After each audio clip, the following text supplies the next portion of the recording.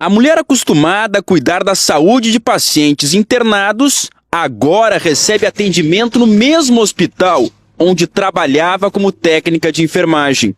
O que começou como um namoro na internet, por muito pouco não terminou da pior forma possível, com uma grande tragédia. A gente pode pôr um inimigo dentro da nossa casa sem saber quem que a gente está se lidando. Alisson não esconde a emoção ao falar da irmã. Ele sofre ainda mais ao saber que a mãe está à base de remédios para suportar o sofrimento de ver a filha lutando pela vida.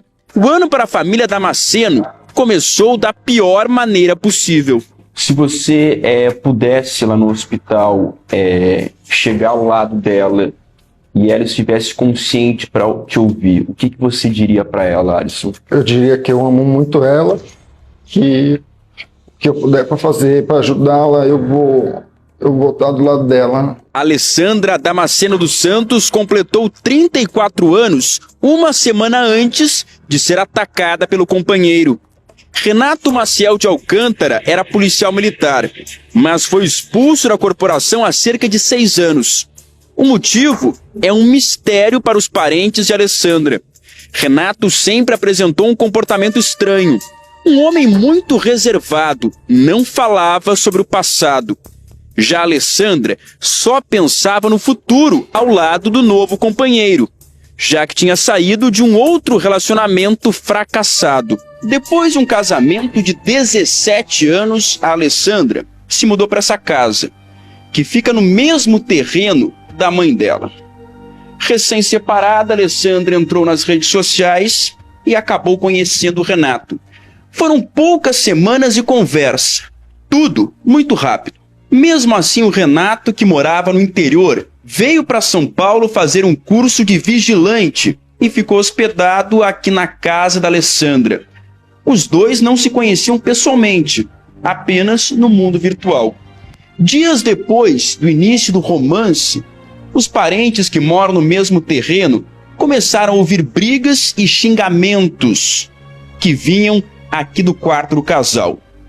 As discussões entre eles eram cada vez mais frequentes. Xingava ela, falava palavras de baixo calão, né? Na qual vinha agredir não só ela, mas como a gente também, né? Que ouvia isso e a gente não podia interferir. Ninguém mais tinha paz. As brigas entre Alessandra e Renato assustavam toda a família. Os gritos eram noite e dia. Até aquele momento, as agressões eram verbais. A violência física ainda estava por vir. Renato demonstrava sentir ciúmes de tudo, até das mensagens que Alessandra recebia das amigas.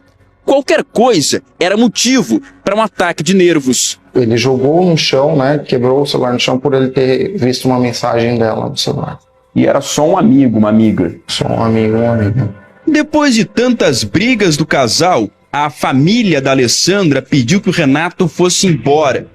Ninguém mais aguentava tanta violência. Só que, para surpresa de todos, a Alessandra decidiu ir junto e alugou uma casa longe daqui. Ela levou a pia da cozinha, os armários. No novo lar, a Alessandra pretendia recomeçar a vida ao lado do companheiro. Era mais uma chance que ela dava para o ex-policial militar. Só que não durou muito tempo. 10 dias depois, a Alessandra foi agredida. Ficou caída. E Renato fugiu sem deixar pistas. A técnica de enfermagem só foi socorrida por uma vizinha 3 dias depois. Se essa vizinha não tivesse ouvido, eu acredito que a minha irmã já estaria morta. Na internet, Renato se exibe com a farda da polícia. Com o fuzil na mão, ele mostra os tempos em que era PM. Mas para a Polícia Civil, Renato Maciel de Alcântara agora é um foragido.